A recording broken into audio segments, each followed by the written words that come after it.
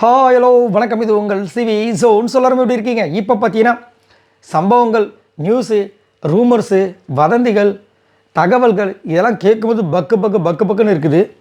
எப்படி இந்த சாட்டர்டே சண்டேவை கடக்க போகிறோன்னே தெரியல.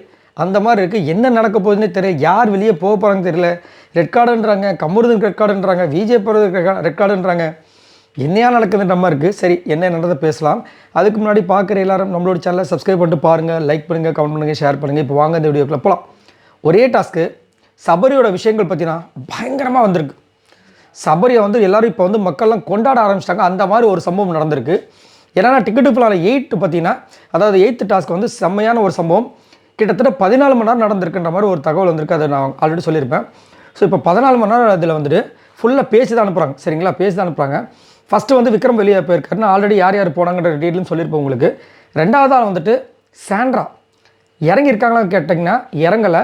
பட் அதுதான் இப்போ ட்விஸ்ட்டாக இருக்குது. விஜய் பார்வதி தான் தள்ளினாங்க அப்படின்ற மாதிரி ஒரு விஷயம் அங்கே சபரியே சொல்லிட்டாரு. அதாவது இந்த கேமுக்காக விஜய் பார்வதி ஒன்று தள்ளியிருக்கா, அவளை சாண்ட்ராவை தள்ளியிருக்கான்னா அடுத்த 10 மினிட்ஸ் ஒன்றையும் தள்ளுவா அப்படின்னு சொல்லும்போது இப்போ விஜய் பார்வதி சாண்ட்ராவை தள்ளினாங்கன்ற விஷயங்கள் கன்ஃபார்ம் ஆயிடுச்சு. இப்போ என்ன சபரிக்கு இப்போ ப்ளஸ் பாயிண்ட்டாக போயிருக்கு. அவர் தோத்தாலும் ஜெயிச்சிருக்கண்டா அப்படின்ற மாதிரி ஒரு விஷயம் நடந்திருக்குன்னா, சாண்ட்ரா கீழே விழுந்து அடுத்த நிமிஷமே இவர் தான் இறங்கியிருக்காருன்ற மாதிரி ஒரு தகவல் வருது. அதுதான் இப்போ மக்கள் மனசில் சபரியோட விஷயங்கள் பயங்கரமாக போயிருக்கு. நான் ஆல்ரெடி சொல்லியிருந்தேன், ஒரு சரியான ஒரு சூப்பரான ஒரு பிளேயரு, தங்கமான ஆள், நிறைய நல்ல விஷயங்கள்லாம் பண்ணியிருக்காரு அப்படிதான் சொல்லியிருந்தேன் பாருங்க. இன்றைக்கி அந்த விஷயம் பண்ணியிருக்காரு. இதுலேயும் இப்போ ஒரு சிறப்பான ஒரு விஷயம் என்னென்னா, சாண்ட்ராக்காக அவர் இறங்கியிருக்காரு. முன்னாடியே விக்ரம் ஃபஸ்ட்டாக இறங்கிட்டார். அப்புறம் வினோத் இறங்கியிருக்கார் போல இருக்குது. ஸோ இவங்க எல்லோரும் சேர்ந்து தான் அங்கே டாக்டர்கிட்ட கூட்டு போயிருக்காங்க. ஒன்று, இந்த ஒரு விஷயம் என்னென்னா, இப்போது 2வது ஆளாக சபரி இறங்காமல் இருந்திருந்தால் கண்டிப்பாக டிக்கெட்டு ஃபினால அவருக்கு. எனக்கு டிக்கெட்டு ஃபினாலே வேண்டாம், எனக்கு சாண்ட்ரா பாவம் கீழே வந்திருக்காங்க, அதுவும் பேனிக்காக இருக்காங்க, அவங்கள கண்டிப்பாக கூட்டு போகணுன்ற ஒரு காரணத்துக்கு பண்ணியிருக்காரு பார்த்தீங்களா. அதுதான் இங்கே ஹைலைட்டாக இருக்குது.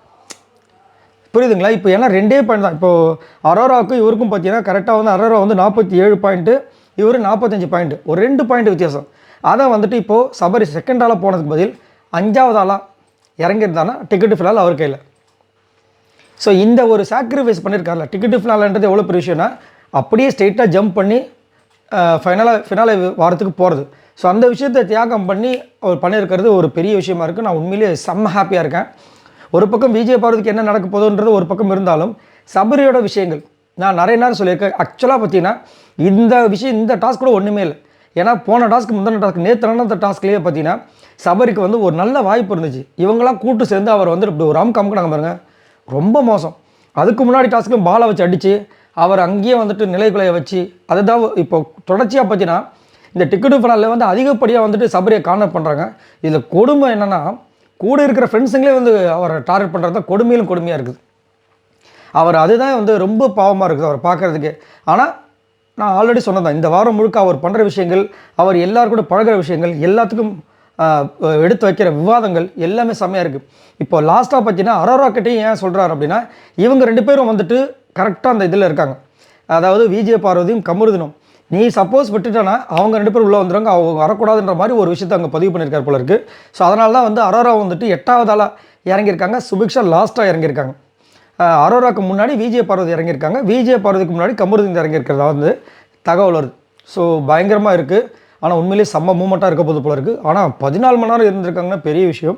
அது மட்டும் இல்லாமல் சபரி நான் ஆல்ரெடி சொன்னது தான், இந்த டிக்கெட்டு ஃபினாலே மிஸ் ஆனால் கூட கண்டிப்பாக எனக்கு தெரிஞ்சு அவர் மிஸ் ஆகாமல் லாஸ்ட்டுக்கு போவார், ஃபினாலேக்குள்ளே போவார் அப்படின்ற மாதிரி நான் ஒரு நம்பிக்கையில் தான் இருக்கேன். பார்க்கலாம் என்ன நடக்குதுன்னு. ஏன்னா தங்கமான ஒரு ஆள். நடுவில் கொஞ்சம் கேம் கொஞ்சம் டவுன் ஆச்சு, அதை மறுக்கவே முடியாது.